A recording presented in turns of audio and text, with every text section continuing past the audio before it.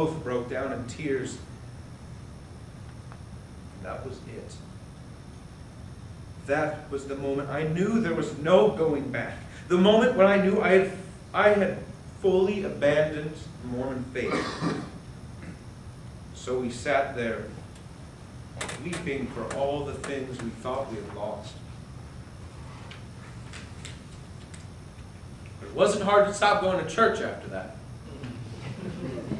And honestly, one of the worst possible things my in-the-closet self could imagine had actually happened, so there really wasn't any point going back in the closet. I was gay. I am gay. Gay, gay, gay, gay, gay. For some people, that's hard to believe. One of my favorite examples was a friend of mine who shall remain unnamed from sophomore year here at Wabash. We had done a few plays together the year before, and I even stayed in his room when I was a prospective student visiting the school. But sophomore year, this guy I had known for a year and a half comes storming into that dressing room as I was getting ready for a show, looks me dead in the eye and says, "You're gay?" There's even a running joke at my fraternity that I'm not really gay. That it's all an act to get girls. And one nickname thrown around for a bit was Fagatron. You know, Fagatron, faggot in disguise. Transformers. The rumors are not true.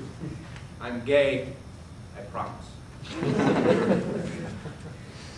I suppose moving from a slightly exclusive Mormon culture in Indianapolis to a conservative, all-male college in the middle of Indiana wasn't really that much of a crazy move for a newly out gay guy to make. Sure, I was openly gay and all, but it's not like Crawfordsville, Indiana is a thriving gay metropolis. But I did live a summer in New York City, and that is a George Gershwin's Rhapsody in Blues. I lived in Chelsea, one of the historically gay districts of New York, and I worked in a theater in the West Village, an even more historically gay district.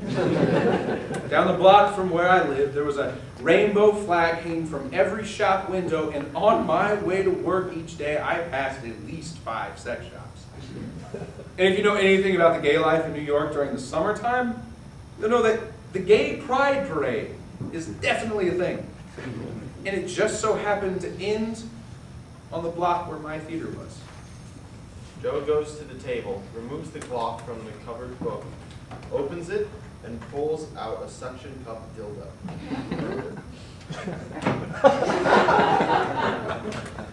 Dildos, leather harnesses, ball gags, twinks and otters and bears, oh my. I saw shirtless women, guys and girls climbing scaffolding to twerk 10 feet in the air, drag queens performing on the street. I was catcalled and hit on.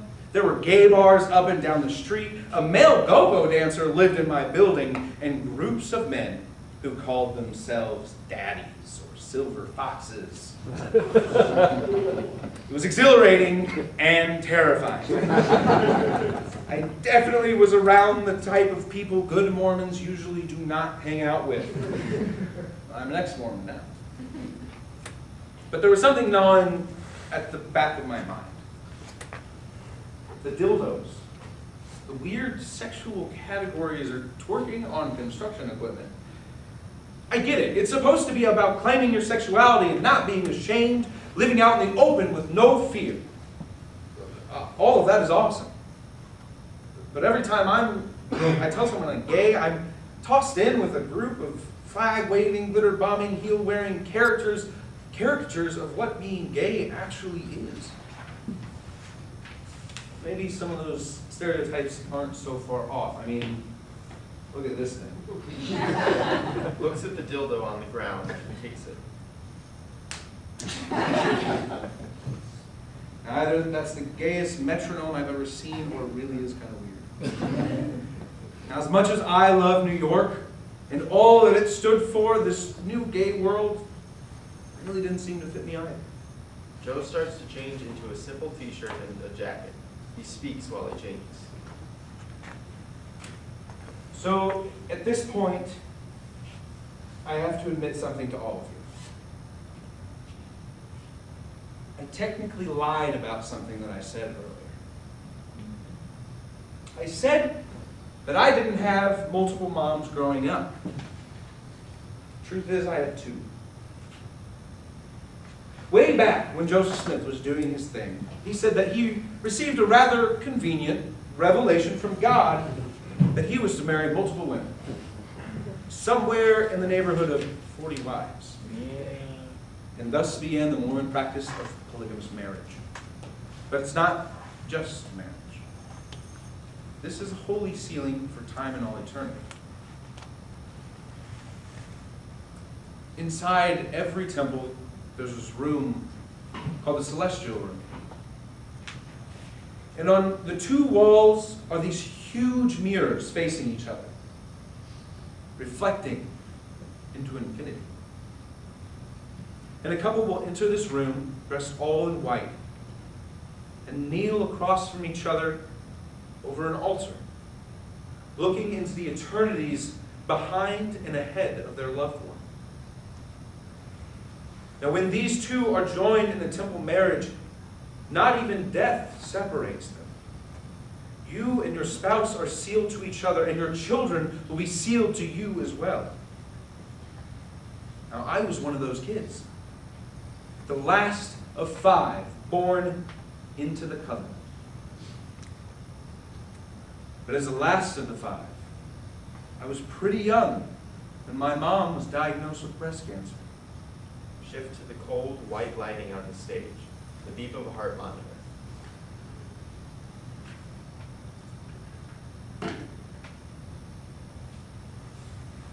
My memories from that time are pretty vague. Short bursts of emotions and pictures. She used to make these sock monkeys. She was really into arts and crafts, even sold her stuff at the Covered Bridge Festival. And I remember learning how to fish at Eagle Creek. And then she was in the hospital. And suddenly it wasn't my mom anymore. The room was barren and it smelled like plastic and a dying woman. Tubes ran from this woman's nose, who almost looked like my mom, but her eyes were too sunken. She was too pale. My mom died when I was 6 years old. Heart monitor cuts. Silence. I remember my dad having to carry me away from her casket. Both of us weeping bitterly for the things we thought we had lost. But there was something to hold on to. We didn't really lose her. Yes, cancer had killed her, but we were sealed together because of the celestial marriage that my father had performed with my mom in the Mormon temple, and she was still there for us. Just waiting on the other side of this chasm called death. So when my dad met someone that he wanted to be his next wife and a new mother to his children, he married her in the temple. Eternally sealed to my birth mother and my second mom. Not my stepmom. My mom, who came into this broken family and did everything in her power to keep it together, who read Harry Potter with me every single night, who taught me how to never take things too seriously and how to laugh at just about anything. She raised me, makes fun of me, to keep me humble, of course. And tells me that I look better with my face shaved. She's my mom. So yes, I was technically lying to you earlier. I had two moms growing up. I had two moms. Does that sound weird? Not I have two moms. I had. It's a funny thing learning about Joseph Smith pulling the Book of Mormon out of a hat. Or about Joseph Smith marrying other men's wives and the 14-year-old. And learning that his successor, Brigham Young, was the one responsible for banning black men from holding the priesthood. And the electroshock therapy to cure gays that went on at Brigham Young University well into the 70s. One by one, these little things started to pile up. And I mean, I'm gay. Eventually, these things just became too much at some point, and I'm not really sure when it happened. My shelf broke. All those unanswered questions. I simply couldn't believe anymore. And that meant that somewhere along the way, my mom slipped away too. She's dead. Not sealed to me or my father. Not waiting on the other side in the celestial kingdom for us to return home. All of that disappeared. But not for my dad. Not for my family. All of the stories that Joseph Smith told about life after death, eternal families, our potential to become gods, all of that is real for them. For them, my mom is still there, just separated for a little while. I want that. I wish I could have that. And why can't I? Because Joseph Smith pulled a book out of a hat like some cheap magician. Because Brigham Young was a racist, not a man of God. Because the same gospel that tells me that I'm sealed to my family for time and all eternity is the same one that says me being a gay man is some sort of disease to overcome. And if I can't get on with the whole Joseph Smith story and turn off my sexuality, then my mom has to die twice. Losing her to cancer wasn't enough. Now I have to be the one to look at all of it and say that it's all a lie. And that she's gone. What do I do with that?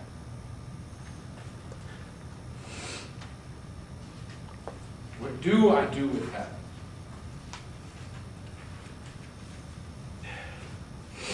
I'm not exactly thrilled with the Mormon faith that I came out of. I'm not exactly comfortable in this gay world that I'm put into. And I stand here and I think there has to be some middle ground between Joseph Smith and the dildos.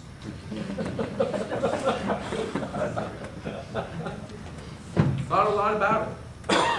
How do I navigate between these two worlds that I don't necessarily fit into, but that I'm necessarily a part of? And this is the best answer that I've come up with so far. I don't know.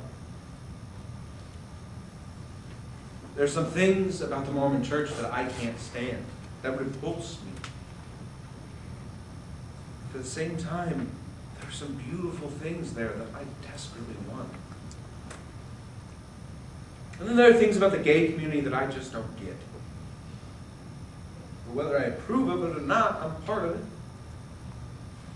Let me tell you, there's a lot of things about the gay community that I enjoy. So maybe that's the point. Maybe it doesn't fucking matter that we fit into one particular place. Maybe the point of all of this is to figure it out, not to have the answer, but to have your own answers. I don't know. I'm still figuring out all of what this is. And I'm okay with that. Continually figuring out life. So I was raised Mormon. And I'm gay. Cool. Let's run with that. I, Joseph, having been born of goodly parents, therefore I was taught somewhat in all the learning of my father, having seen many afflictions in the course of my days, nevertheless, having been highly favored in all my days. Yea, having had a great appreciation for the mysteries of life, therefore I make a record, and will continue to make a record of my proceedings in my days.